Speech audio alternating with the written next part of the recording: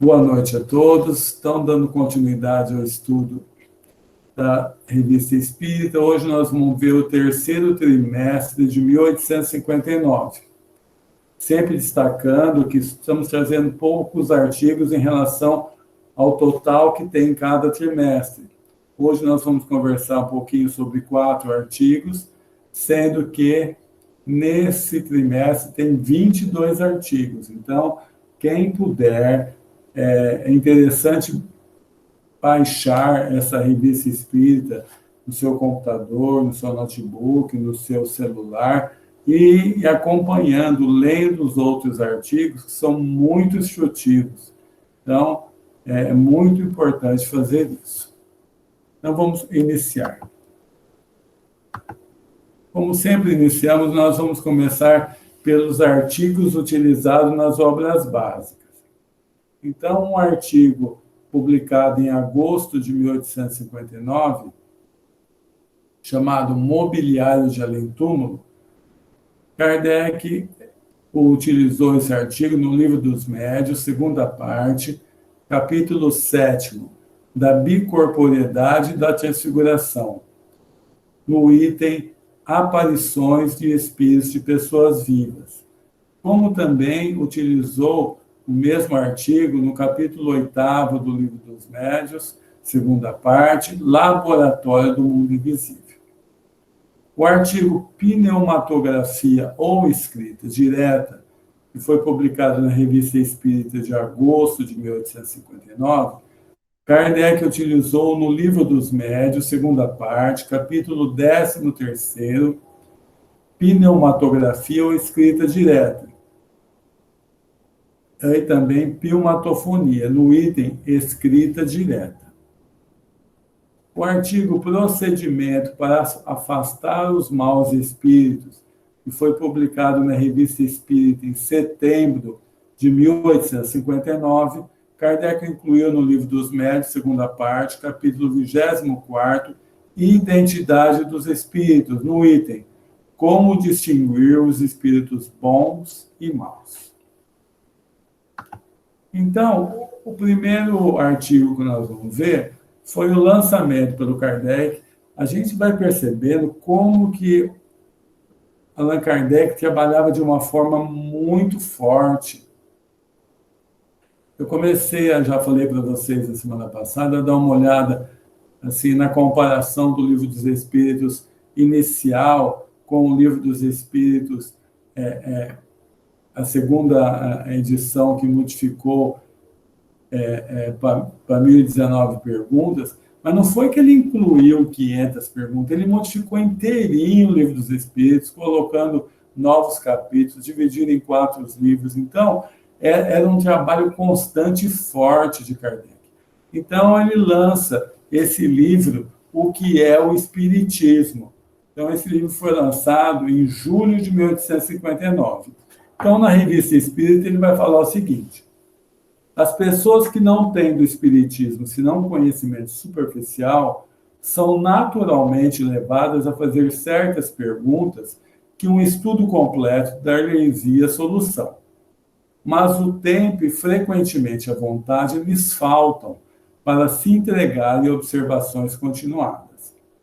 Gostariam, antes de empreender essa tarefa, saber ao menos do que se trata, e se vale a pena se ocupar disso. Portanto, pareceu-nos útil apresentar em um quadro restrito a resposta das questões fundamentais que nos são diariamente dirigidas. Isso será para o leitor uma primeira iniciação e para nós tempo ganho com a dispensa de repetir constantemente a mesma coisa. A forma de conversação nos pareceu a mais conveniente, porque não tem a aridez da forma puramente dogmática. Aqueles que depois dessa curta exposição crerem a coisa digna de sua atenção, poderão aprofundá-lo em conhecimento de causa. As pessoas estranhas ao Espiritismo nele encontrarão, pois, os meios de adquirir em pouco tempo uma ideia da coisa, e as que estão iniciadas a maneira de resolverem as principais dificuldades que se lhes opõem. Contamos com o concurso de todos os amigos desta ciência. Então, Kardec ele faz esse livro de uma forma de diálogo, dialogando com um crítico, um cético e um sacerdote. Então, nesses diálogos, as pessoas contrapõem por que eles não acreditam nas manifestações espíritas, por que eles são contra.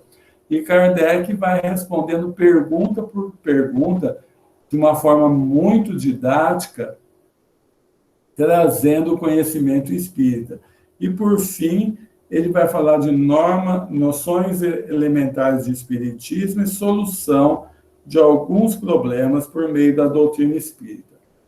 Eu lembro que, quando eu comecei na doutrina espírita, por volta de 1977, 76, as pessoas adquiriam muito esse livro, O que é o Espiritismo. Hoje, talvez não adquiram tanto, porque a maioria dos centros, o nosso exemplo disso, tem cursos regulares do Livro dos Espíritos. Então, supre essa necessidade de conhecimento. Mas ele é interessante para, talvez, dar para algumas pessoas que queiram conhecer o Espiritismo e nunca viram falar nada, então ele vem somar bastante nesse aspecto.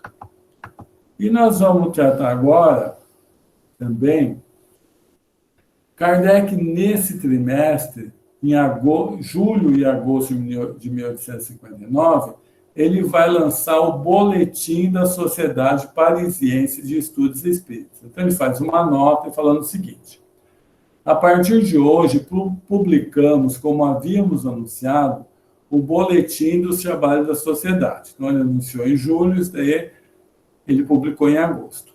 Cada número conterá o das sessões que ocorreram no mês precedente.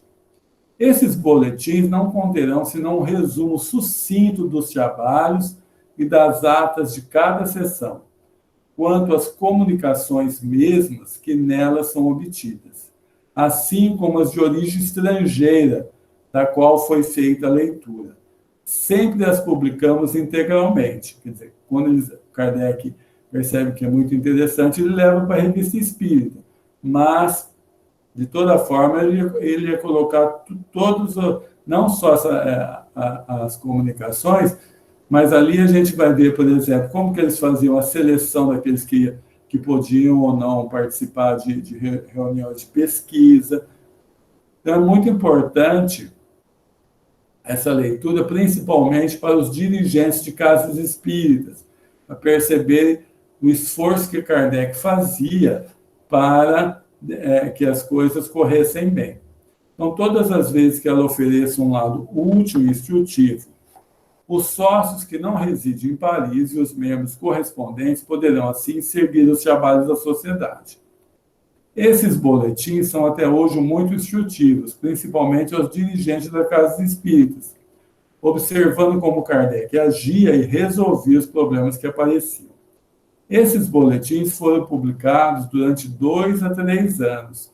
Depois, Kardec retirou-os da Revista Espírita, pois vinha tomando muito espaço da revista em prejuízo de assuntos instrutivos. Então, Kardec trabalhava tanto, mas tanto, que até os boletins, e nós vamos tratar de uma orientação que ele deu no boletim no próximo trimestre, eles acabavam ficando muito extensos, porque o trabalho feito de pesquisa, de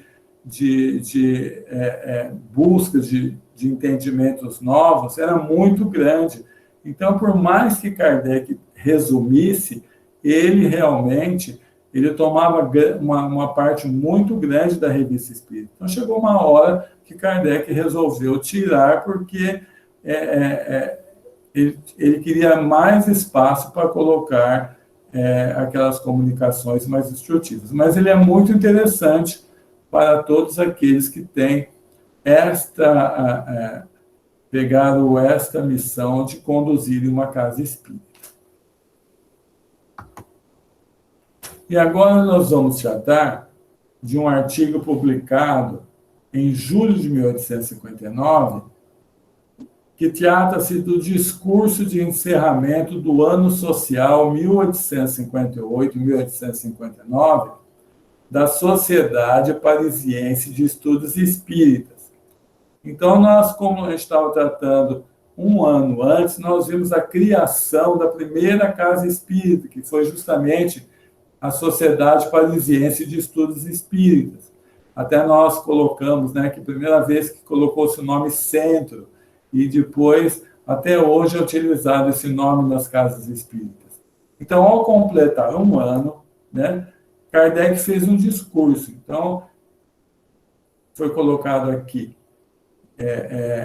Este é o primeiro discurso de Kardec na Revista Espírita, de um total de 14 a 15 discursos. Isso eu peguei de uma palestra do Alessandro de Paula.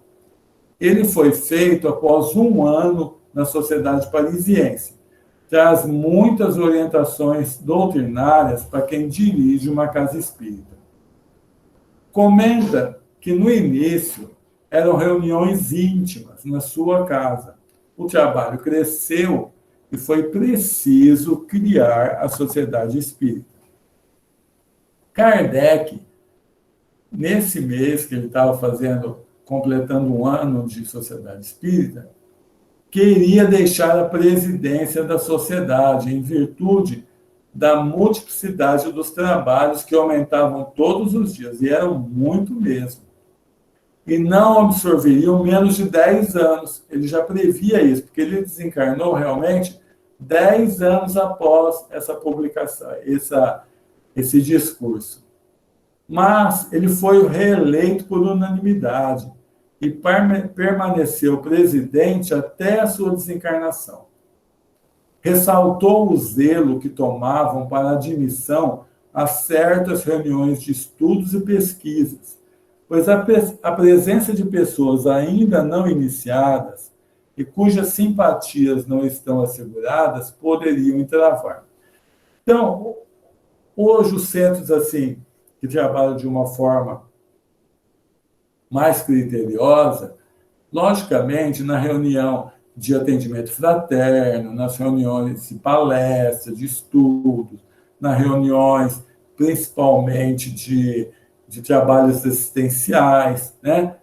A pessoa entrou no mesmo dia, pode participar de um trabalho assistencial se ela quiser, porque o trabalho assistencial foi feito não...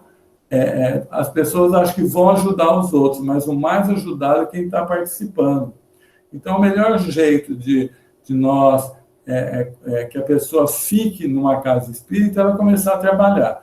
E dentro de uma área assistencial, ela já pode ir de início. Mas trabalhos que Kardec fazia antes, como de estudo e pesquisa, principalmente de pesquisa, e nas casas espíritas hoje, o trabalho de reunião mediúnica, não pode ser franqueado a uma pessoa que, na nossa casa, por exemplo, ela tem que ter feito o curso de Livro dos Espíritos, Livro dos Médiuns e Evangelho segundo o Espiritismo. Por quê? Porque senão ela entra numa reunião e não sabe o que vai acontecer na reunião, pode se assustar até, ou pode ter noções erradas por não ter um conhecimento teórico anterior. Então, Kardec colocava isso de uma forma muito, muito firme. Então, por isso que aqueles centros que adotam essa mesma conduta estão de acordo com o que Kardec falava. Então, ele continua. Espanta-se, diz ele, a persistente incredulidade em matéria de espiritismo de parte de pessoas que viram, ao passo que outros que nada viram são crentes firmes, pois os primeiros viram, mas não compreenderam. Os segundos não viram, mas compreenderam pelo raciocínio. Então, ele mostra aí a necessidade do estudo, de a pessoa raciocinar se aquilo pode ser dessa forma ou não. Porque ele fala que as pessoas que não viram, mas estudaram, mas raciocinaram, creem muito mais do que aquelas pessoas que viram o fenômeno, mas não sabem por que que aquele fenômeno se deu. Então, ele continua. Nossa linha de conduta, aliás, poderia ser melhor traçada pelas admiráveis palavras que o Espírito de São Luís nos dirigiu e que não deveríamos jamais perder de vista. Olha a importância dessas palavras que São Luís colocou. Ele falou assim, ó, zombou-se das mesas girantes. Não se zombará jamais da filosofia, da sabedoria e da caridade que brilham nas comunicações sérias. Que a lure se veja, que em outro lugar se ouça, que entre vós se compreenda e se ame. Então, os fenômenos, eles trazem material de estudo, mas o importante, como São Luís coloca, é nós compreendermos a filosofia espírita, a sabedoria por trás dela, como colocar essa filosofia em nossa vida. E, como ele coloca também de uma forma bastante destacada, a caridade que se busca dentro da doutrina espírita, para aumentar o nosso amor. Então, o fenômeno, ele faz parte do aprendizado, mas o objetivo maior é o nosso crescimento íntimo. Então, por isso que ele fala que em outro lugar se ouça, que em outro lugar se veja, mas que entre vós se compreenda e se ame. Agora ele vem falar de uma coisa bastante importante também. Ele fala assim, ó, dois sistemas igualmente preconizados e praticados se apresentam no modo de receber as comunicações, de além-tudo. Uns preferem as manifestações espontâneas e outros as provocam por uma chamada direta feita tal ou tal espírito, ou seja, uns preferem as manifestações espontâneas e outras as evocações, isso que ele estava falando aí. Quanto a nós, não condenamos senão os sistemas exclusivos. Sabemos que se obtém coisas muito boas por um ou por outro modo. Se damos preferência ao segundo, é porque a experiência nos ensinou que nas comunicações espontâneas, os espíritos enganadores não deixam de se ornamentar de nomes respeitáveis do que nas evocações, ao passo que pelas perguntas são dirigidos facilmente, sem contar que as perguntas são de uma utilidade incontestável nos estudos. Então, para o Kardec, na época, era mais eficaz ter a evocação, porque ele sabia qual espírito ele evocar, e ele já planejava antes as perguntas que ele deveria fazer, sabendo que aquele espírito que viria. Mas esse tipo de procedimento de evocação exige algumas coisas. Por exemplo, exige uma harmonia muito grande do grupo, principalmente se ele tiver necessitando, porque Kardec evocava, mas sob a supervisão do Espírito de Verdade, que é um conjunto de espíritos que coordenaram a codificação espírita, principalmente nesse caso de São Luís. Então, na Revista Espírita, nós vamos ver muitos casos assim. O Kardec um dia estava falando sobre talismã. Então, tal pessoa fez um talismã. Ele fala assim para São Luís, você acha que a gente devia evocar esse espírito para ver se foi ele que fez esse talismã? São isso não, isso aí é besteira. Ele não falou com essas palavras, né? Não, deixa isso daí, não vamos se preocupar com coisa mais importante. Então, para trabalhar com uma reunião de evocação, exige-se muita harmonia, exige-se uma equipe espiritual que geralmente trabalhe junto ali. Mas, do contrário, hoje a maioria das reuniões, quase a totalidade, usa comunicação espontânea, né? Que é aquela em que a equipe espiritual que coordena qual espírito vai ou não vai comunicar-se. Mas o importante em ambos os casos é a análise das comunicações, porque mesmo nas espontâneas nós nunca podemos pensar que todos os espíritos que estão lá foi a equipe espiritual que trouxe. Por quê? Se a reunião tiver, as pessoas da reunião tiverem de forma desarmônica, ali vão comunicar-se espíritos que não foi a equipe espiritual que coordena o trabalho que mandou, e sim a desarmonia que deu condições para que as pessoas para que os espíritos se manifestassem. Tem uma outra situação também, que são aquelas reuniões onde não há uma vocação direta, mas indireta. Isso ocorre bastante até hoje, que é o caso, por exemplo, que onde é feito num centro atendimento fraterno e se levam as fichas para a reunião mediúnica e fazem uma vibração naquela ficha ali para que o espírito que se manifeste seja aquele que está relacionado com ela, mas não dá para saber isso. Não dá para ter a certeza que aquele espírito é dela. Então, essas evocações indiretas talvez sejam até mais prejudiciais, talvez não, com certeza são, do que uma evocação direta, onde foi tudo planejado para que se fosse feito. Então, tudo isso tem que tomar cuidado. Então, Kardec continua. O concurso dos bons espíritos é, com efeito, a condição sem a qual ninguém pode esperar a verdade. Ora, depende de nós obter esse concurso, é o que ele está falando, né? Para que venham espíritos bons, tem que ter plena harmonia na reunião. Em todos os seus membros, está ali muito irmanados e com aquele só o desejo de servir. A primeira de todas as condições para conciliar sua simpatia é o recolhimento e a pureza de intenções. A comunhão de pensamentos e de sentimentos para o bem é, assim, uma coisa de primeira necessidade. E essa comunhão não pode encontrar-se num meio heterogêneo, onde teriam acesso às baixas vibrações de orgulho, de inveja e do ciúme. O objetivo da sociedade não consiste somente na pesquisa dos princípios da ciência espírita, vai mais longe.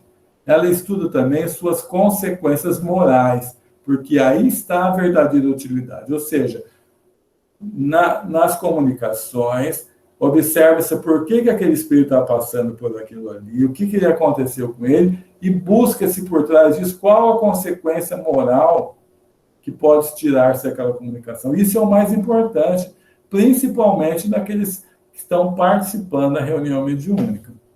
Desfrutarei eu, pessoalmente, de um privilégio extraordinário se estivesse ao abrigo da crítica. Ele já mudou para um outro assunto. Ninguém se coloca em evidência sem se expor aos dardos envenenados daqueles que não pensam como nós. Mas há duas espécies de críticos. Uma que é malevolente, onde o ciúme se trai em cada palavra, a que tem por objetivo a procura sincera da verdade e comportamentos diferentes. A primeira não merece senão desdém, com ela jamais me atormentei. Só a segunda é discutível. Para uma sociedade regularmente organizada, que se fala das casas espíritas, né? Daí eu que coloquei, não estava no discurso, são necessárias condições de vitalidade, em razão do número de membros que a compõem, da estabilidade e da permanência. A primeira de todas é a homogeneidade dos princípios e na maneira de ver, ou seja, todos que trabalham naquela casa espírita têm um princípio, né, de servir, de praticar a caridade, de procurar levar o estudo para eles mesmos, principalmente, e dar esse estudo para quem está chegando na casa. Toda a sociedade formada de elementos heterogêneos carrega consigo o germe de uma dissolução. É muito comum a gente ver isso em casas espíritas. Começa uma briga aqui, uma briga ali, dissolve-se a casa. Uma sociedade espírita requer uma outra condição, que é a assistência dos bons espíritos, querendo-se obter comunicações sérias. Sem homogeneidade, nada de comunhão de pensamentos e, portanto, nada de calma, nem de recolhimentos possíveis. Ora, os bons espíritos não vão senão onde ali encontram essas condições. Somos nós, pois, os únicos capazes de reuni-los, ele falou. Seria bem deplorável e bem ridículo para nós assim crer. O que fizemos seguramente, outros podem fazê-lo. Que outras sociedades se ocupem, pois, dos mesmos trabalhos nossos, que prosperem, que se multipliquem, tanto melhor, 1000 vezes tanto melhor, que será um sinal de progresso das ideias morais. As outras sociedades serão para nós irmãs, se dela tivermos ciúmes, provaremos que estamos assistidos por maus espíritos. Ou seja, muitas vezes tem muito ciúme entre casas espíritas. Então, eu estava vendo uma palestra, como eu falei, desse discurso do Alessandro de Paula, que é um juiz de Tatuí, que tem muitas palestras sobre a revista Espírita, e fala que uma vez ele foi convidado para ir numa cidade, e foi. Passou uma semana, ligado para ele se ele podia fazer uma palestra lá. Eu falei, eu acabei de ir. Mas você foi naquele centro. Agora... Então, é isso que ele fala. Olha, quando vai um orador, por que as pessoas daquela cidade não se juntam para assistir o mesmo orador? Mas sempre tem ciúme. E ciúme não é sinal de desagregação. Então, a gente tem que tomar muito cuidado com isso. Temos, de resto, um meio infalível de não temer nenhuma rivalidade. Foi São Luís que nos deu, que entre vós os compreendais e amais, disse-nos. Trabalhemos, pois, para compreender, lutemos com caridade e abnegação, que o amor ao próximo esteja inscrito em nossa bandeira e seja nossa divisa. Não vão senão ali onde encontram essas condições, ou seja, os bons espíritos só vão onde tem essas condições. Agora nós vamos começar um outro artigo de conversas familiares do além-túmulo, né, que são aquelas comunicações de espíritos que Kardec traz nesse tema, conversas familiares de além-túmulo, com Voltaire e Frederic.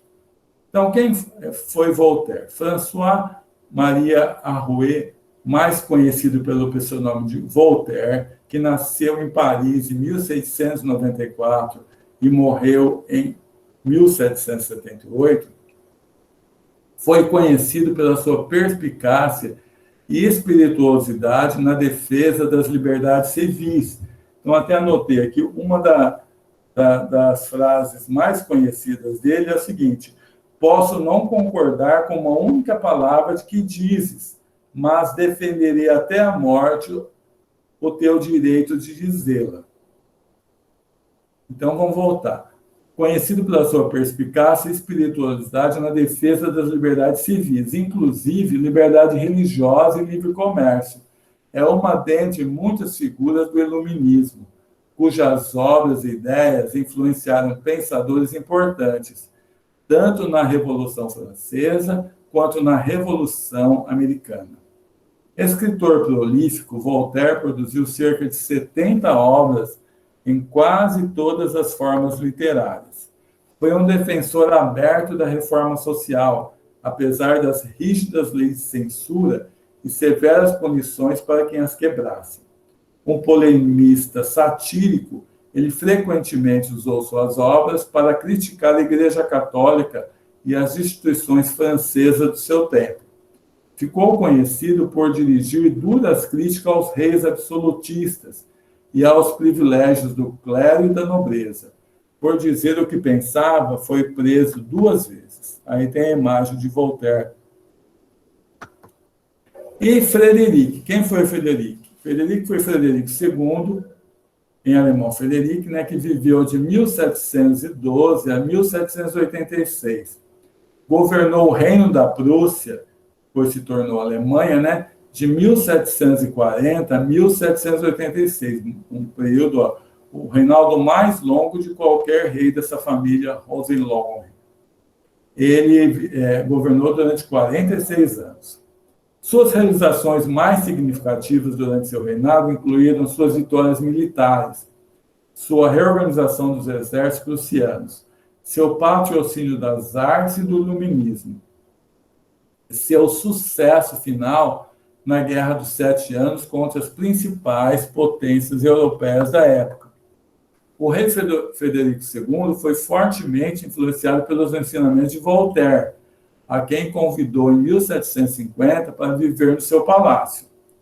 A correspondência trocada em Frederico e Voltaire ao longo de 50 anos está marcada por uma fascinação intelectual mútua.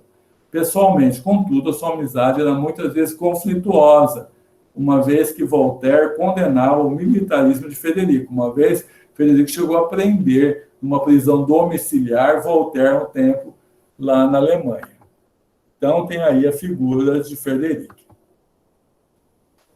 Então, nesse artigo da Revista Espírita, consta o seguinte: diálogo obtido por intermédio de 2 médiuns e intérpretes a cada um desses 2 espíritos, na sessão da Sociedade, em 18 de março de 1859. Então, eles evocaram tanto o espírito de Voltaire quanto o espírito de Frederico II. Então, começaram a perguntar para Voltaire: em que situação estás como espírito? Ele falou: errante, mas arrependido. Ora, Voltaire foi uma pessoa que até hoje é consagrada por todos os grandes pensadores, justamente para esse lado liberal. Mas, no plano espiritual, ele vai perceber, que nós vamos ver, que apesar de ter feito muitas coisas, ele podia ter feito muito mais se realmente ele buscasse as coisas de Deus, né? Se ele buscasse o entendimento que ele tinha condição de fazê-lo. Então, em que situações estás como espírito? Errante, ou seja, não reencarnou ainda, mas arrependido. Quais são as vossas ocupações como espírito? Eu rasgo o véu do erro, que em minha vida acreditava ser a luz da verdade. Que pensais de vossos escritos em geral? Meu espírito estava dominado pelo orgulho. Depois, eu tinha uma missão de arrojo a dar a um povo na infância. Minhas obras são dela consequência. Então, a missão dele era muitíssimo importante. Em parte, ele fez, mas faltou esse lado de buscar um entendimento maior da lei de Deus, né? Por isso que ele fala que ele está assim, arrependido de muita coisa. Então, Kardec pergunta para ele: que direis em particular de vossa Jeanne d'Arc, né, que foi um livro que ele escreveu? Ele falou: foi uma diatribe, uma crítica mordaz, fiz mais ruim do que isso. Pode ver que ele é uma pessoa que estava se criticando demais no plano espiritual. Quando vivo, que pensavas de vosso futuro depois da morte? Ele falou o seguinte: eu não acreditava senão na matéria, vós bem o sabeis, e ela morre. Eres ateu no verdadeiro sentido da palavra? Eu era orgulhoso, eu negava a divindade por orgulho, é do que sofro e do que me arrependo. Então, a questão que ele coloca é o seguinte: não é a pessoa que era orgulhosa porque não deram para ela oportunidade de conhecer a Deus, né? Porque tem muitos que são assim, mostram um Deus que privilegia, que castiga, que pune, ele não acaba não acreditando. Mas a questão que ele reclama, por ser um espírito muito esclarecido, é do orgulho, né? Que muitas vezes a pessoa ela não acredita em Deus por orgulho. Gostaria de conversar com o Frederic, que também consentiu em responder ao nosso apelo. Essa conversa seria instrutiva para nós. Aí ele falou assim: se Frederic eu quero, eu estou pronto. Então, Voltaire começou ele a falar com Frederic. Ele falou: vedes, meu caro monarca, que reconheço meus erros. Estou longe de falar como nas minhas obras. Outrora dávamos o espetáculo de nossas torpezas. Agora somos obrigados a dar de nosso arrependimento e de nosso desejo de conhecer a grande e pura verdade. Frederic falou o seguinte: eu vos acreditava menos bom do que não o sois realmente. Voltaire: uma força que somos obrigados a adorar e reconhecer toda soberana, força nossa alma a proclamar para aqueles que talvez abusamos uma doutrina toda oposta àquela que professamos. Ou seja, ele acabou professando a doutrina do materialismo.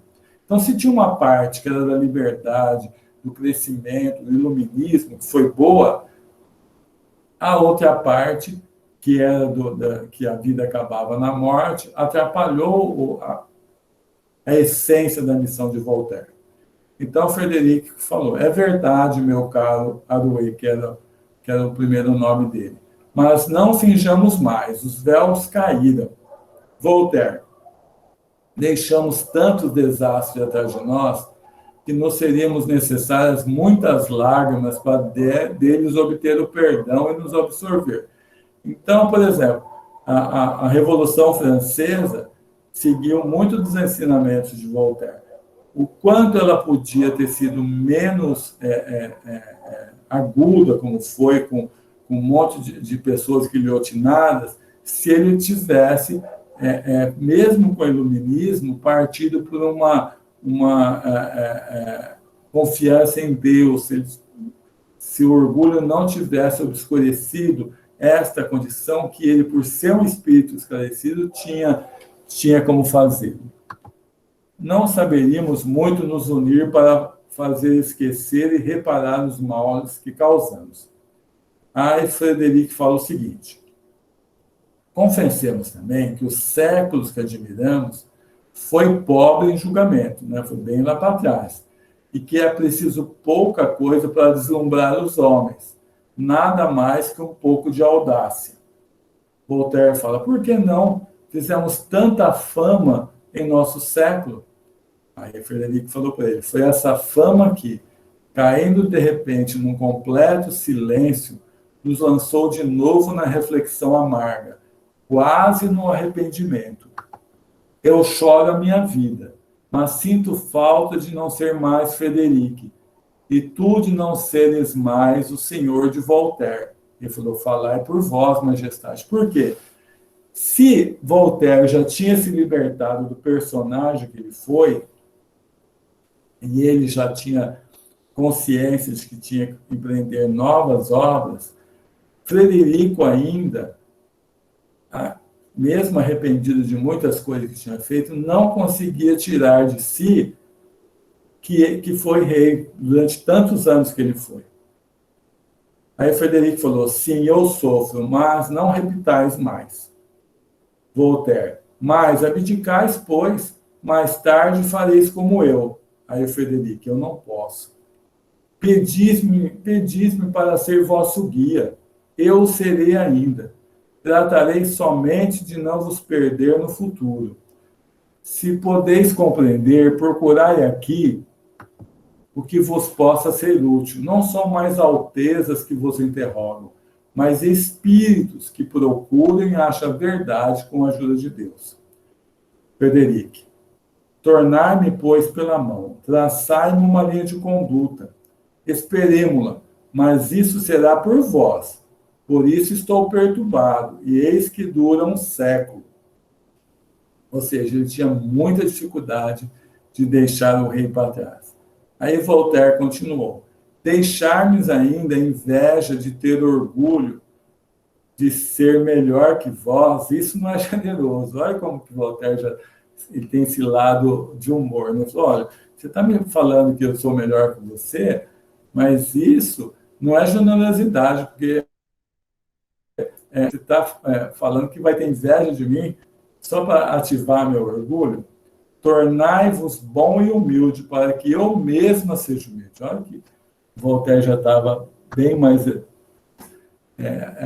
já tinha se conscientizado bem melhor das coisas da vida. Né?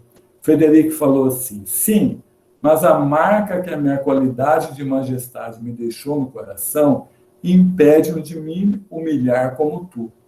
Meu coração está fechado como um rochedo, árido como um deserto, seco como uma arena. Aí Voltaire, no seu humor, que era característico, sereis, pois, poeta, mas não conhecia esse talento, senhor.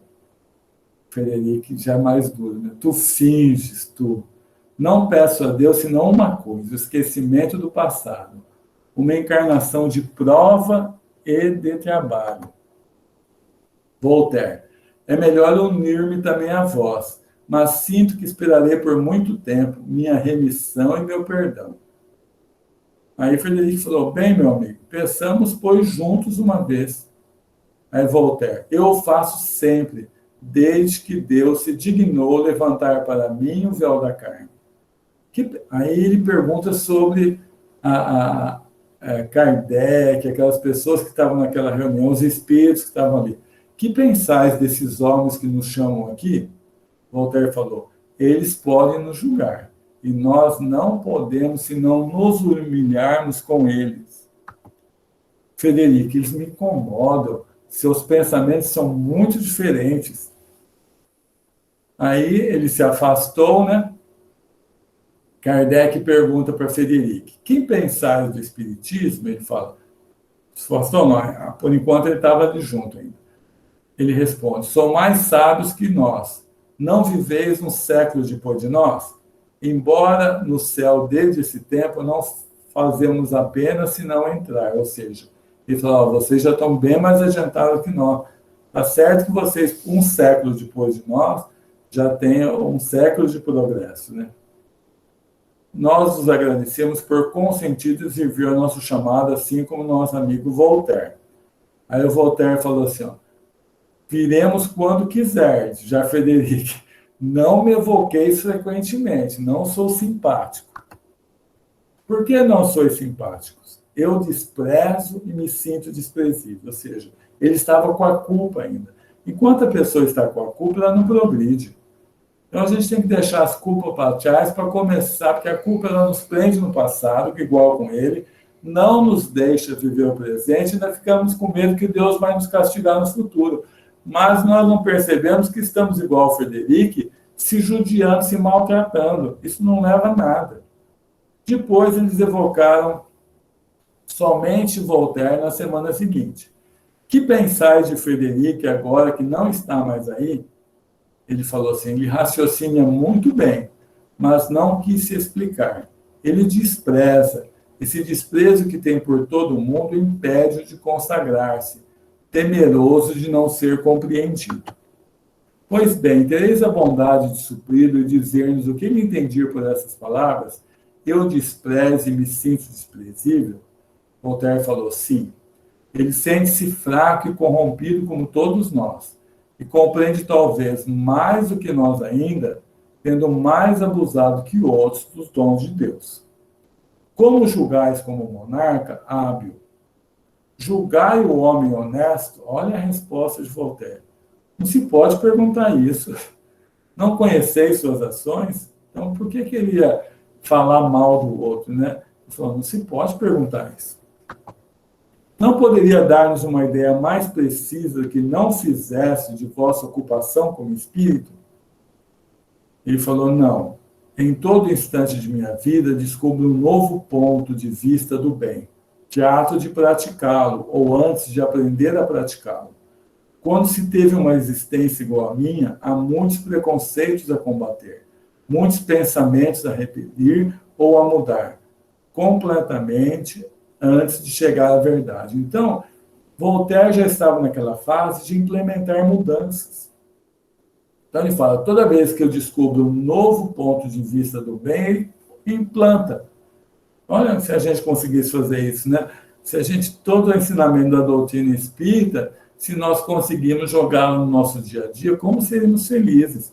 Então, é isso que Voltaire está falando que está fazendo. Então, eu termino por aqui e passo a vocês, se alguém tiver alguma colaboração, alguma pergunta, fiquem à vontade. É só bater na mãozinha aí, o Donizete que coordena essa parte, e ele já abre. Sérgio, pois não. Aonde eles estavam? Na Sociedade Espírita de Paris. Não. Estavam em alguma colônia, estavam em mundos superiores. Onde? Isso eles não falaram. Isso eles não falaram onde estavam, né? Eles só estavam na Terra ainda, pelo jeito, pelo que eles falaram, e foram evocados, e geralmente, como nós falamos no assunto de evocação, os espíritos que se chamavam de espíritos de verdade, principalmente São Luís, com a autoridade que eles tinham condição, até pela bondade deles, de chamar esses espíritos. Só que eles não falaram, Sérgio, se eles estavam numa colônia, isso eles não falaram. achei que eles estavam muito tranquilos, né? Como se fosse que estivessem aqui, achei, sala de bate-papo. Numa sala de bate-papo, achei uma boa ideia. Mas eram O que você achou? eram espíritos. Desculpa, dona, pode terminar que eu não escutei. Não, nas reuniões mediúnicas, né, ela tem essa comunicação, né, ela é natural, né? Isso. E, além disso, eles foram evocados de uma forma assim, onde os dois espíritos conversavam com o outro, não era? Então, eles ficaram justamente para, como Frederico sempre teve em Voltaire uma pessoa sempre do seu modo de enxergar a vida. Então, mas a gente percebe aí nessas comunicações que se Voltaire já estava plenamente esclarecido do que tinha que mudar, apesar de serem os dois espíritos evoluídos no tocante à inteligência, tanto que eles vieram com missões de mudar muita coisa nessa Terra.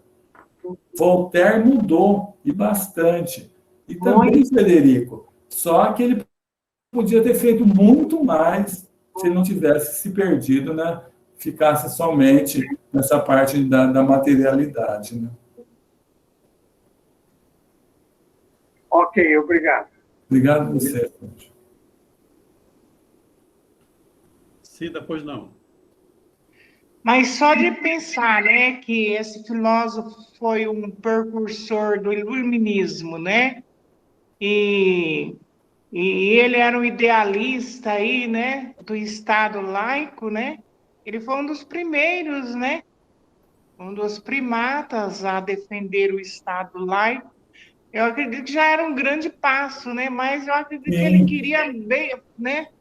Queria fazer algo bem mais, né? Isso. Ele se cobrava muito, né?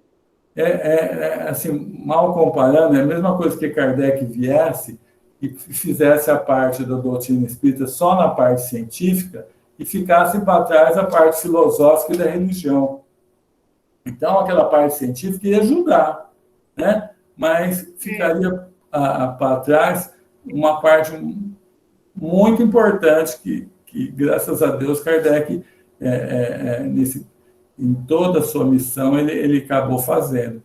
Então, esse espírito, por ser um espírito mais avançado, Cida, ele tinha condição de fazer mais do que fez, apesar de que o que ele fez foi importantíssimo. Se cobrava muito, muito. Isso. Mas pelo potencial que ele tinha de fazer, né?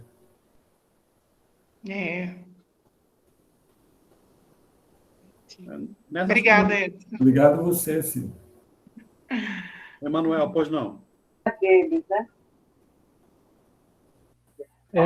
Então, gente, eu acho assim, que essas duas comunicações, o espírito de São Luís, que comandava as sessões da Sociedade de Paris, os reuniu com o intuito instrutivo. E nós podemos ver que isso pode ser aplicado a nós, espíritas da atualidade. O que nos aguarda no plano espiritual? Você vê que o Voltaire, ele foi, como já foi pontuado aqui, um intelectual de alto gabarito, e ele lançou as sementes da Revolução Francesa. E isso foi mesmo uma transformação imensa no panorama mundial, né, que está repercutindo até hoje.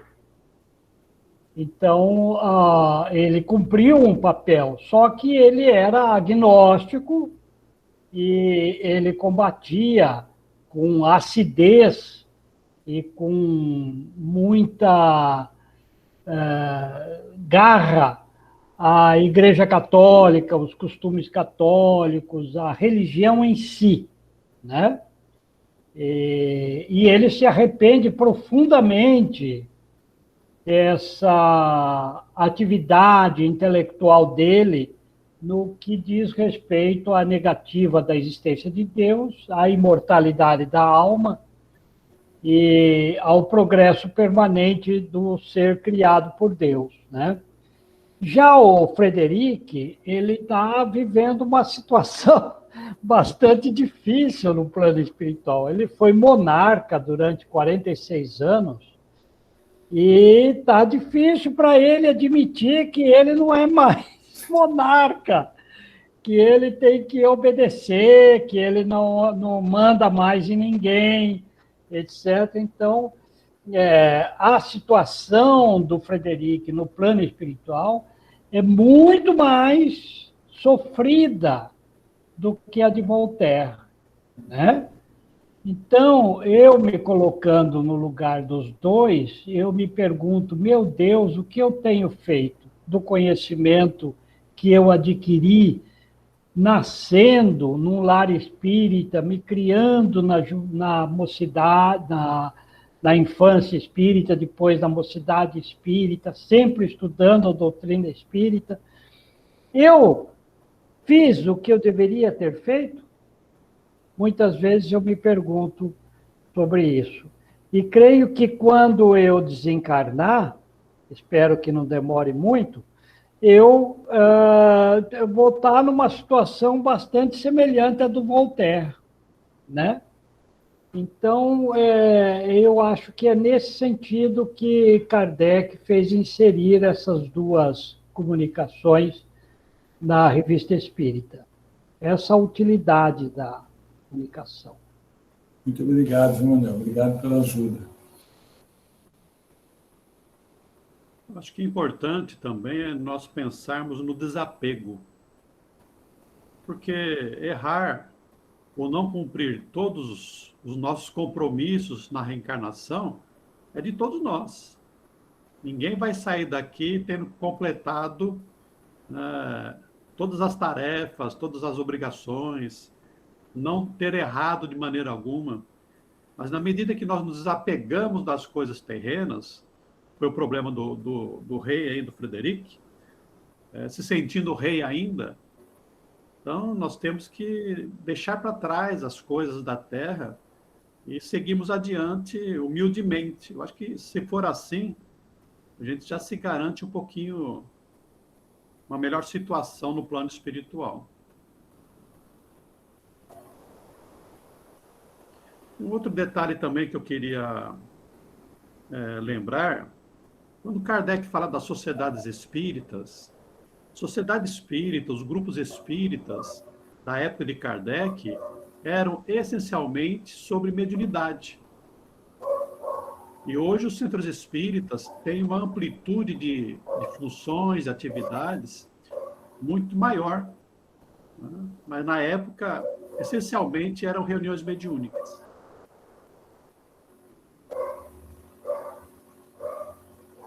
Mais alguém? É que também, Donizete, não tinha também tudo que nós temos hoje, né? E aí começou com todo os espíritos, aquela coisa mais rudimentar. Hoje não, hoje nós temos, graças a Kardec, né? Nós temos um leque para que a gente possa se aprofundar, né? Olha que felicidade a nossa. Nós evoluímos muito, né? Como casa espírita, eu acho. Ah, sim. Hoje, o Centro Espírita, ele é um local de múltiplas atividades. Sim. É um templo, é uma escola, é um hospital, é um lar. Então, as possibilidades, as frentes de trabalho que nós temos disponíveis para todos nós, que não é médium ostensivo, quem não gosta de mediunidade, que era restrito no tempo de Kardec, pode fazer diversas outras coisas, departamento assistencial, administrativo, livraria, biblioteca, atendimento fraterno, existem inúmeras possibilidades. E graças ao que ele deixou, né? O alicerce é Kardec. Sim. Pois não, Emanuel. Lembrando que, conforme está consignado no Livro dos Espíritos, o que caracteriza o verdadeiro espírita não é a perfeição, isso na esteira do que você já estava falando. Isso é o esforço que se faz para domar as suas más tendências. Não é isso? Isso mesmo. Então, é isso aí. Como você diz, nós não somos santinhos, né? Temos aí um largo caminho para percorrer. Mas se nós nos esforçarmos, seguramente seremos melhor hoje do que fomos ontem. E amanhã do que somos hoje. Muito bem, Edson, quer falar mais alguma coisa? Não, muito obrigado, Donizete.